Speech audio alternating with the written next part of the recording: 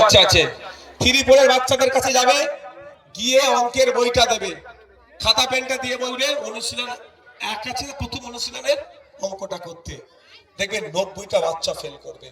5-6 এর বাচ্চাকে ডাকবে, পেনটা খাতাটা তুলে দিয়ে বলবেন তোমার নাম, বাপের নাম, মায়ের নাম, কোন স্কুলে পড়ো, কোন স্কুলে পড়ো, ঠিকানা। এটা কোনো বিশাল ব্যাপার নয় তো, ইংলিশে লিখতে বলবেন। 100টা বাচ্চার মধ্যে 90টা বাচ্চা ফেল করবে। আর ওই বাচ্চাগুলো কারা?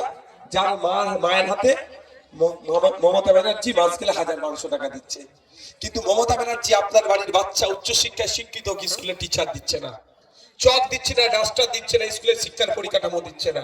ভাবতে পেরেছেন কিভাবে ক্ষতি করছে আপনার ছেলের ভবিষ্যৎ? তারপরেও আপনি মারধর করে বুঝিয়ে বাজিয়ে ছেলেটাকে ঘরে গাইড করে শিক্ষিত করলেন।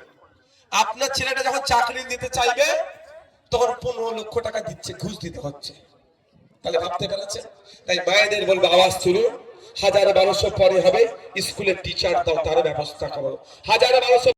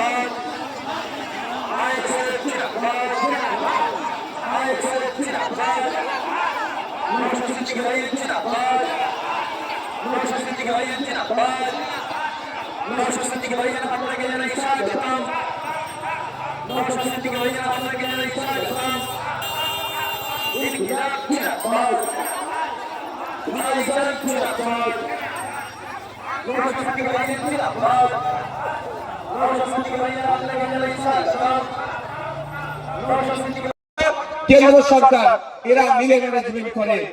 আর যেমন আপনার জমি, এটা ডাইরেক্ট রাজ্য সরকার ম্যানেজমেন্ট করে। আপনারা বলুন ওয়াকফ প্রপার্টিটা কি, কোন পার্টি করছে? জমি তো ওয়াকফ প্রপার্টিটা, ওয়াকফটা কে ম্যানেজমেন্ট করে? ডাইরেক্ট রাজ্য ম্যানেজমেন্ট করে। আর এখন নতুন আইন করে রাজ্যের হাত থেকে ক্ষমতাটা কেড়ে নিচ্ছে। মাদ্রাসা, মসজিদ, ঈদগাহ, কবরস্থান সবই তো হয় জমি নয়, এটা রাজ্য কন্ট্রোল করে। কেন্দ্র সরকার নতুন আইন করে রাজ্যের হাত থেকে ক্ষমতাটা কেড়ে নিতে চাইছে। রাজ্যের মুখ্যমন্ত্রী চোরেদেরকে বাঁচানোর জন্য, ডাকাতগুলোকে বাঁচানোর জন্য, চাল চোর, চাকরি চোর, কয়লা চোর, বালি চোর, গরু চোর চুরি করতে করতে এখন মানুষের চোখও চুরি করে দিচ্ছে মানুষের। এই চোরগুলোকে বাঁচানোর জন্য সুপ্রিম কোর্টে গিয়ে হাজার হাজার কোটি টাকা খরচ হচ্ছে। আর আমাদের এখানে ওয়াকফ সম্পত্তিকে বাঁচানোর জন্য, যেটা রাজ্যের হাতে এখতিয়ারে, সেটা বাঁচানোর জন্য সুপ্রিম কোর্টে যাচ্ছে না। তাই আপনাকে আমাকে ভাবতে হবে, সংখ্যালঘু দরদি সরকার বলল, মুসলমানদের মাসিয়া সাজিল, মুসলমানদের মাদ্রাসা, ঈদগাহ, কবরস্থান তথা ওয়াকফ সম্পত্তি বাঁচানোর জন্য আইনি লড়াই মমতা ব্যানার্জি করছে না।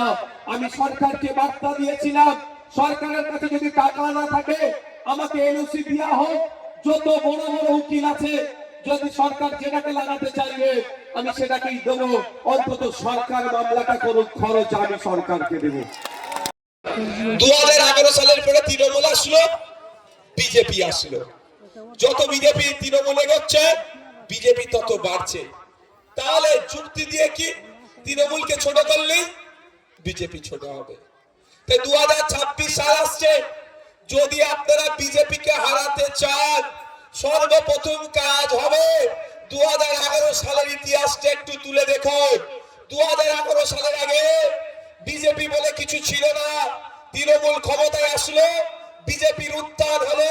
তাই 2023-26-26-এ বিজেপিকে হারালি তৃণমূল আবার গর্তে ঢুকে যাবে, আর পার হতে পারবে না। তাই বন্ধুগণ, প্রস্তুত নিতে হবে। যারা ভাবছেন বিজেপি তৃণমূলের অত্যাচারে বিজেপিকে ভোট দেব, তৃণমূলের অত্যাচারের হাত থেকে বিজেপিকে বাঁচার জন্য বিজেপিকে ভোট দেবো, আমি তাদেরকেও বলবো মুদ্রার এপিঠ আর ওপিঠ। একটা দলকে হারাবেন, অন্য দলকে নিয়ে আসবেন, ওদের মধ্যে সেই একই হবে। কারণ আমরা ভুলে যাচ্ছি না তিলোত্তমার বিচার, চাকরি চোর, কয়লা চোর, বালি চোর, গরু পাচারের মামলা এখনো চলছে। তদন্তভার কেন্দ্রের সরকারের এজেন্সির হাতে আছে, তারা কিছুই করছে না।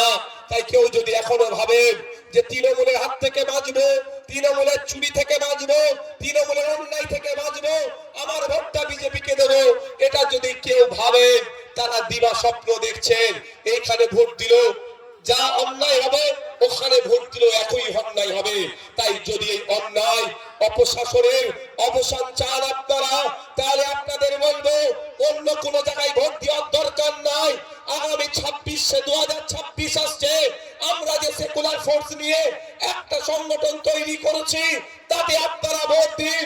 একদিকে যেমন এই বিজেপির সাম্প্রদায়িকতাকে, এই হিংসাকে আমরা আটকাবো, অন্যদিকে এই তোলাবাজ তৃণমূলকেও আমরা পরাস্ত করব। এদের বিরুদ্ধে আমরা আইনি লড়াই জারি রাখবো। রক্ত দেবেন। রক্ত নিয়মিত দিলে ক্যান্সার রোগের ঝুঁকি কমে যায়। রক্ত নিয়মিত দিলে স্ট্রোকের সম্ভাবনা কমে যায়। পৃথিবীর 10টা ভয়ঙ্কর রোগের মধ্যে হচ্ছে ক্যান্সার আর স্ট্রোক, দুটো ভয়ঙ্কর রোগ। এই আপনারা নিয়মিত রক্ত দেবেন।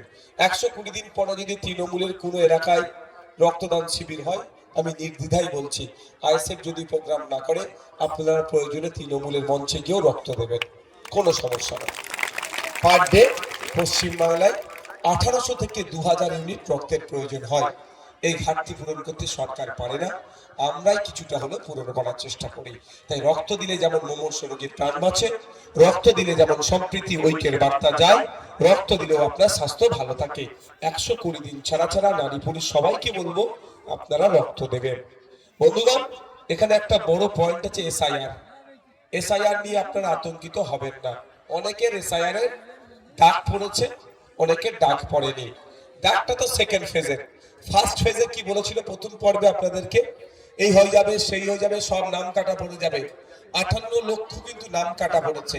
এখান থেকে একটা কারণ নাম কাটা গিয়েছে বলবেন? মানে আপনার বৈধ ভোটারের কারণ নাম কাটা গিয়েছে। সারা রাজ্যে কিন্তু 58 লক্ষ নাম বাদ পড়েছে, কিন্তু আমাকে একজন হাত তুলে বলুন কোন একজন বৈধ ভোটারের নাম কাটা গিয়েছে? গিয়েছে কি? এরপরে কি পর্বে আছে আপনার নাম কাটা গিয়েছে? বোমা হয় আপনারা যোগাযোগ করেছেন, কি বলেছে? সেটার জন্য যে বিওলা কথা বলেছেন, কি বলেছে, উত্তর কি দিয়েছে? হিয়ারিং এ ডাক পড়বে তো। আমি তো সেটাই বলছি বাবা, আমার হিয়ারিং এ ডাক পড়বে তো। আপনার আমি প্রশ্ন কি ভালো করে বোঝেন। এখানে 58 লক্ষ নাম বাদ পড়ার মধ্যে একজন ওনার বৌমার নাম বাদ পড়েছে। কেন? 3টে কারণে নাম বাদ পড়ায় বলে দিচ্ছে। একটা হচ্ছে শিফটিং, একটা হচ্ছে ডেথ, আর একটা হচ্ছে অ্যাবসেন্ট। হয়তো ওনার শিফটিং ছিল মন্দির বাজারে, হয়েছে এখন কুলপিতে, ঠিকঠাক নাম উঠে না, ওই জন্য কিন্তু হেয়ারিং এ গেলে না নামটা চলে আসবে। আমি ইনাকে দিয়েই বলছি, ইনার বৌমা আর্টিকেল 326 অনুযায়ী ভোটার ভারতবর্ষের, বা সংবিধানের 326 নম্বর ধারা অনুযায়ী